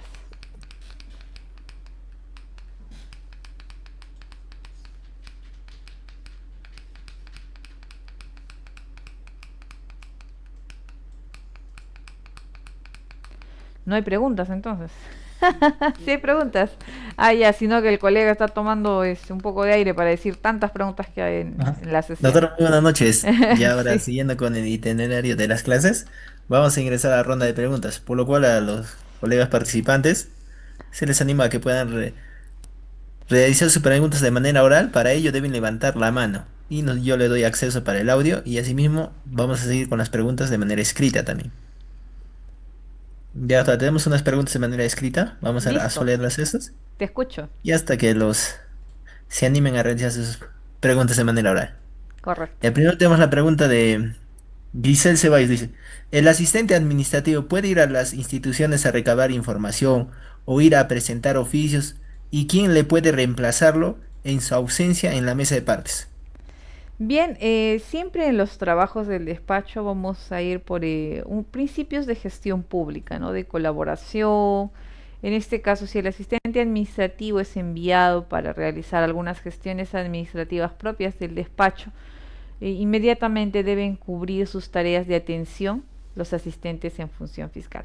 Porque no olviden que los asistentes en función fiscal tienen labores también administrativas de atención al público, de recepción de documentos en apoyo, sin duda, ¿sí? En apoyo. Excelente respuesta, doctora. Doctora tiene el pregunta de Olivera Vélez. Nos dice, doctora, muy buenas noches. ¿En qué página o dónde podría encontrar los videos sobre el correcto manejo del SGF? Listo. Todos los estudiantes que están inscritos en el diplomado que está dando Yuri respecto de el asistente en función fiscal y asistente administrativos, el día de hoy les va a llegar los enlaces de YouTube donde están los videos del manejo del sistema de gestión fiscal. Es un compromiso de mi persona y del instituto que el día de hoy les esté llegando esos videos. Muchas gracias, doctora. Asimismo, estos videos los vamos a subir en el aula virtual, doctora. Perfecto. Sí. La doctora quizá nos pregunta nuevamente, ¿qué perfil debe tener un asistente administrativo? El perfil funcional es octavo ciclo de la carrera de Derecho. No les requieren experiencia previa, ojo, y simplemente pasar el examen, entrevista y demás que se dan, ¿no? Porque a octavo ciclo de Derecho ni siquiera prácticas preprofesionales les piden, se dan cuenta. Entonces, para asistente administrativo realmente es bastante sencillo el tema de los requisitos. Ahora, ¿qué perfil se requiere a nivel de conocimientos? Pues todo lo que hemos hablado hoy día, ¿no? El conocimiento del proceso penal, no todo, pues yo sé que el conocer el proceso penal es un proceso de años, ¿no? Yo misma me encuentro con algunas circunstancias en el desarrollo de mi función, pero conocer mínimamente las etapas del proceso penal, conocer la institución, sus niveles jerárquicos, que lo hemos conversado hoy día, conocer sus funciones y finalmente tener mucha vocación de servicio, porque realmente el Ministerio Público atiende un servicio esencial para la ciudadanía de acceso a la justicia. Entonces todos debemos estar en línea con esta vocación de servicio. Muchas gracias, doctora. Aquí tenemos otra pregunta de Nadia Lazo. Nos dice, doctora, ¿cuál es la diferencia entre el cuaderno y la carpeta fiscal? Ya, la carpeta fiscal es la carpeta principal y la auxiliar. La principal tiene las principales piezas, pero las carpetas fiscales en los casos complejos y en los casos de crimen no pueden reunir de forma sobreabundante información porque rompen el esquema de análisis, ¿no? Yo estoy leyendo acá, han pedido esta información, acá están las disposiciones, están las declaraciones y de repente viene un bloque de 7 tomos donde me habla todo de lo que es un informe de auditoría, por ejemplo. Por manejo de la información, no es recomendable tenerlo dentro de la carpeta principal, sino tenerlo como un anexo para que tenga un análisis, digamos, de mejor manejo administrativo. Por ejemplo, si yo voy a juicio y estoy aquí con mi carpeta fiscal, se está desarrollando esto, la declaración, y necesito citar algo del informe, si estoy en algún requerimiento de prisión, simplemente agarro mi anexo y ya tengo un mejor manejo de la información. La diferencia está en que el anexo forma parte de la carpeta fiscal, solo que como un anexo a esta, y que el anexo, a diferencia del cuaderno, no va a crecer. Si se generó un anexo con 7 tomos va a ser para toda la vida, ¿sí? Para toda la vida. A diferencia del cuaderno, el cuaderno que también forma parte de la carpeta fiscal, sí tiene vocación de crecer. Primero va a ser un tomo de 5 hojitas, porque ahí está mi requerimiento, mi resolución del Poder Judicial que autoriza, por ejemplo, un levantamiento del secreto bancario. Y después va a ir creciendo conforme la información me vaya llegando.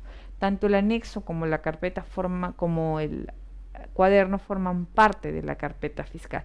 Son la carpeta fiscal, solo que tienen una denominación distinta, es como un subtítulo, ¿sí? Que nos permite poder identificar que se trata de determinada información que está relacionada a la investigación, pero que por manejo está separada de la carpeta principal.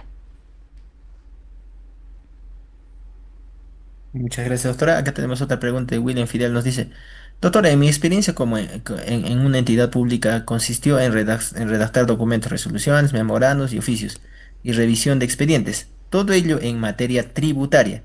¿Esta experiencia laboral me es pertinente y puede ser considerado como válida para postular al cargo de asistente en función fiscal? La experiencia para asistente en función fiscal no está restringida solo al Ministerio Público.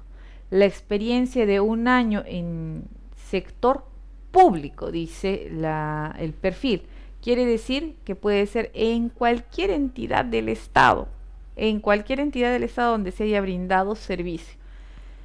Ahora, que estas funciones que hayas realizado te permitan a ti decir que yo tengo la experiencia suficiente para poder ser asistente en función fiscal, es una cuestión discutible, pero considero, querido colega, que si tú tienes los conocimientos y ya sabes, porque la experiencia de un año no solo es que ya supiste el manejo fiscal, sino que ya sabes el desenvolvimiento dentro de una entidad pública, ¿no? Reconoces cómo funciona, ya has proyectado uno que otro documento, sabes en relación a las relaciones de subordinación y demás, lo que te permite poder incorporarte a una entidad. Entonces, a nivel de delimitación conceptual, la experiencia en sector público no tiene restricción. Basta que sea una entidad del Estado para acreditar el año. Y finalmente, en cuanto a la pertinencia propia de fondo, creo que también es válida porque ya estás realizando algunas funciones de proyección, solo que te va a costar, digamos, un poquito más entrar en la dinámica de lo que es una fiscalía, porque digamos que las cuestiones son más rápidas y operativas. Pero considero que si tienes ese año, sea en cualquier entidad, estás listo para postular. Muchas gracias, doctora. Ahora tenemos otra pregunta de Mujer muy chica que nos dice, doctora, ¿qué diferencia habría tanto en el perfil y en las funciones de un asistente administrativo y un técnico administrativo? Estos técnicos administrativos ya son cargos que están desapareciendo en el Ministerio Público, son de un régimen y de una regulación de hace mucho tiempo.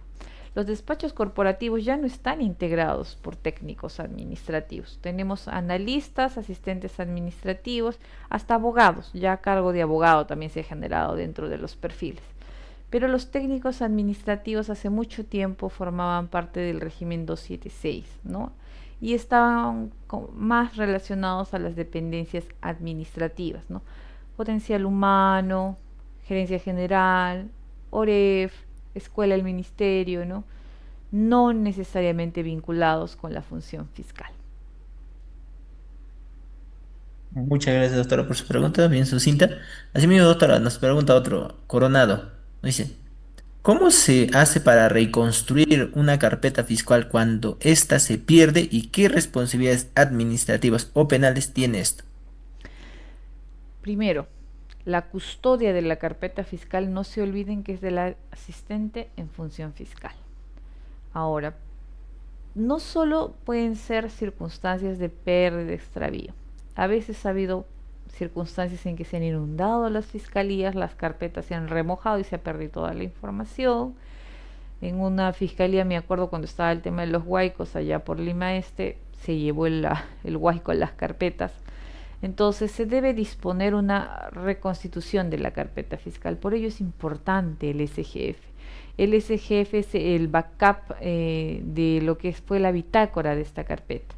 Entonces podemos descargar del SGF qué disposiciones se han emitido y poder empezar a reconstruir toda la información.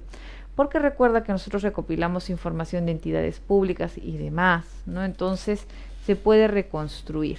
Ahora, puede ser también, y esto pasa más ahora, de que ya la tengamos digitalizada, ¿no? Ya tenemos hasta las oficinas de digitalización que nos brindan este servicio y ya tenemos las carpetas escaneadas.